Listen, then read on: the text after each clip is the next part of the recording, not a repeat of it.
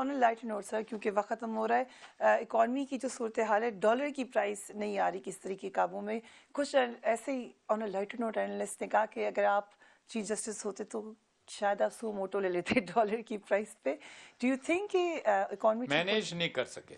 آج دیکھیں بجٹ میں آج اسد عمر کی جو سپیچ تھی، وہ گورنمنٹ کا آدمی ہے، اس کو ہٹایا گیا تھا، اس کی سپیچ آج سننے والی تھی، میں نے سنی آج اس کی سپیچ، میں نے کہا نا میں آفس میں تھا تو میں اس کی سپیچ سننے والی تھی. اس نے خود کہا کہ سر یہ کیا ہو رہا ہے، پرائسز کیسے بڑھا رہے ہیں، ڈالرز کو کس طریقے سے ہوگا.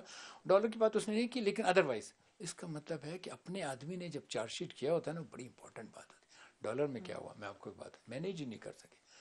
آپ اسحاق ڈار کو کچھ بھی کہیں، آپ شوکت عزیز کو کچھ بھی کہیں جو ہمارے پرائم منسٹر تھے، وہ مینیج کرتے تھے. کیا ہوتا ہے، یہ جو امریکہ جو ڈیولپ ہوا وہاں پر بھی لوگ قرضے لیتے تھے، وہ کہتے تھے ڈگ the whole full the whole, آپ ڈگ کرو، پیسے لاؤ، اس کو بھرو تاکہ پیسہ پھر کاروبار شروع ہو. اس پر کچھ ان کو مینیج نہیں کر سکے، جس کی وجہ، اور یہ یہاں تک نہیں، اب آپ دیکھو نا آئی ایم ایف کے لوگ سارے آپ کے ملک میں آ کر بیٹھ گئے. گورنر آپ کا کون ہے؟